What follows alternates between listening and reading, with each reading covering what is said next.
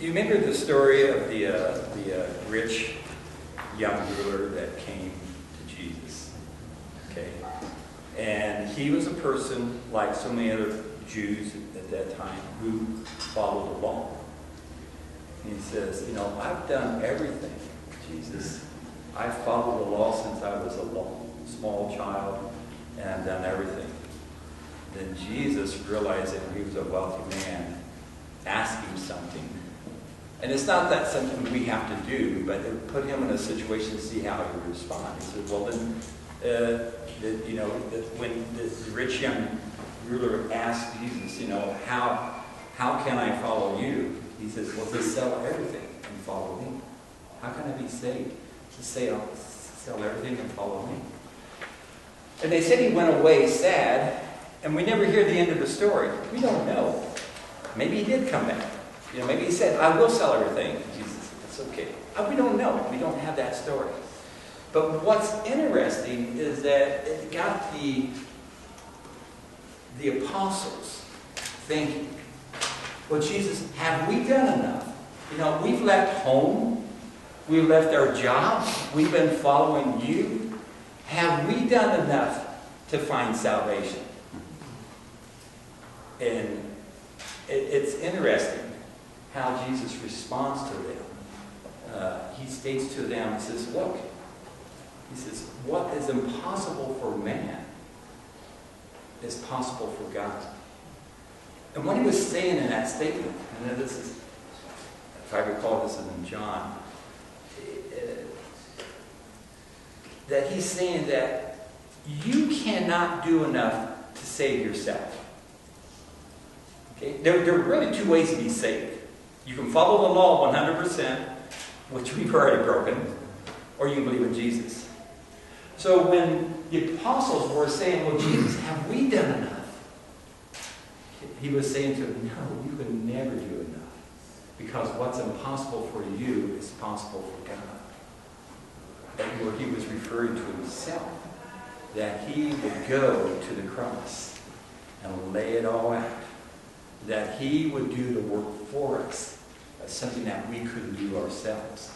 For man sinned against God. And the only person that could atone for that would be God himself, standing in for man. Taking upon the sins of the world. We always think of the cross becoming a lightning rod. A lightning rod from God. For all the work was done on the cross for us. And that's a beautiful concept. It wasn't done in the Garden of Gethsemane. It was done on the cross. The atonement, the shedding of the blood, and the death was all done on the cross. That's why when Paul preaches in 1 Corinthians, I think it's 1:18, for the preaching of the cross is foolishness to those who are perishing. But for us who are being saved or are saved, it is the power of God. And so years ago, when I took off my garments, I replaced it with this cross. And I wear this cross all the time. Okay? This is my witness. And it's not to be thrown in other people's face. It's my witness of what God has done for me. Notice there's no Jesus on this cross. He's alive. He rose from the dead. But this represents where the work was done for me that I could do for myself. And, you know, you go on and read in chapter 6 in John, you know, people were asking about, well, what is the work, you know, that we are to do? Okay, the apostles would come back. And they kept asking questions over and over. And Jesus was so patient. He says, what's the work that we are to do on this earth? Okay, we're all about works. In Mormonism, I was good at doing works. I could outwork anybody. Okay, I did all these things I was supposed to do. I could go down through my list and say, wow, man, I'm a really, really great, good person here. But Jesus said, this is the work you're to do. To believe in Him who God has sent. To believe in Jesus. Okay? You believe in Jesus and you give your life to Him. That's all you do. Okay? And then He'll take you from there. The Spirit will be poured out on you. You become born again.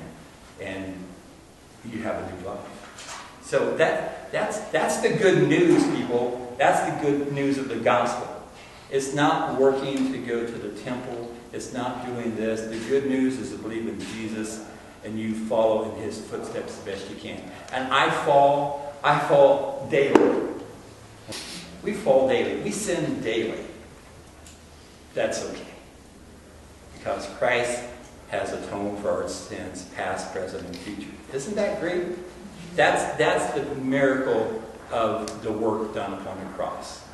And it's just it's a great joy, because once I realize that once I am in the palms of Jesus, I am there. He is not going to let me go. I will fall. He will pick me up. He will carry me. I will walk some and I will fall again. But it's a wonderful, wonderful situation that I know I'm in, and I hope everybody here is in the same situation. I remember when I was in Mormonism, we used to teach, classes, and they would talk about, a man would fall in a pit.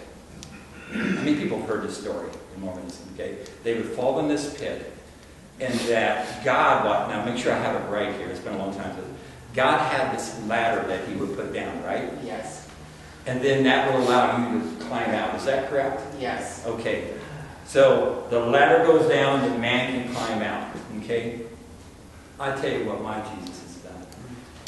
I fell in that pit. My legs were broken. My spine was crooked. I could not move. There's no way I could climb up that ladder. There's no way. I was hopelessly in that pit. And what did Jesus do? He came down that ladder. And He picked me up. And He carried me up. Okay? It wasn't anything that I did. It was just calling out to Jesus, help. And He came down. And He grabbed me. And He took me up. And that's the Jesus that we want to know. Okay? Because He gave it all.